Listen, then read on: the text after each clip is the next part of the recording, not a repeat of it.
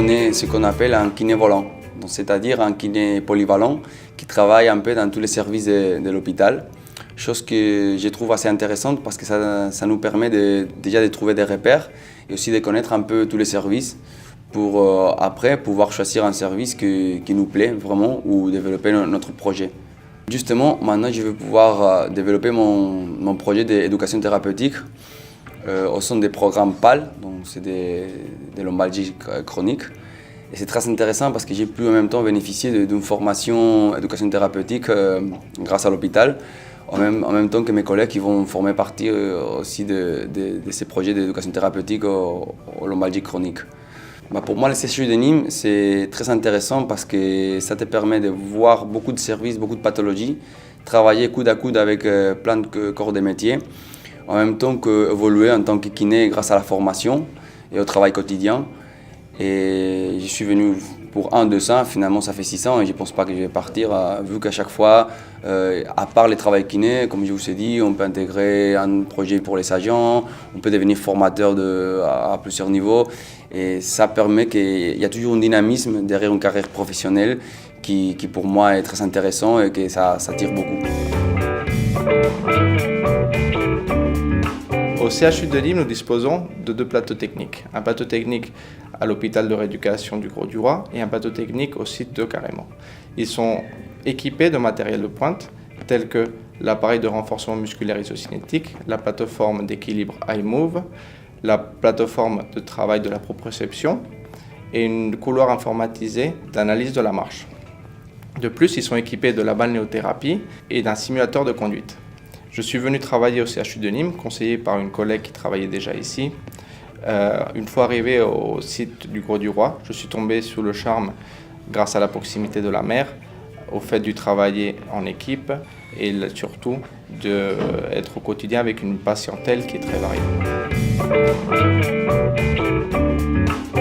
Je suis diplômée de l'école de Montpellier. J'ai commencé à travailler en libéral cet été en tant que remplaçante et avant de venir sur le site du Grau-du-Roi. Alors au début c'était juste pour un remplacement parce que je trouvais ça intéressant de continuer à me former sur des pathologies qu'au final on rencontre tous les jours en libéral.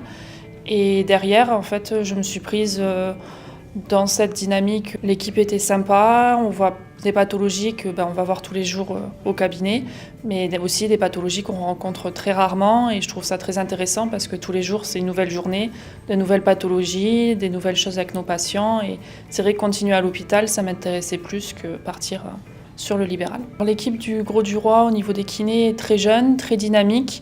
On a plein d'idées pour pouvoir essayer de faire avancer les choses auprès des patients, créer des groupes, créer des activités pour les patients, pour les aider à se réautonomiser le plus rapidement possible. Ça fait pas encore 1 an que je travaille au sein du CHU de Nîmes. Et c'est vrai que pour des personnes qui cherchent quoi faire après leur diplôme de kinésithérapeute, l'hôpital peut être une alternative parce qu'au final, derrière, on continue la formation. On se forme sur plusieurs techniques, sur les techniques du CHU, mais aussi sur d'autres techniques.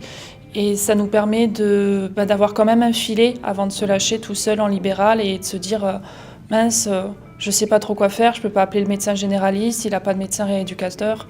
Qu'est-ce que je fais vis-à-vis d'un patient ?» Et moi, je trouve ça très intéressant parce que pour avoir fait du libéral cet été, j'étais perdue. Mais là, si dans 2 ans, à la fin de mon contrat, je venais à partir en libéral, je me sentirais plus en sécurité et je pourrais assurer un meilleur soin auprès de mes patients.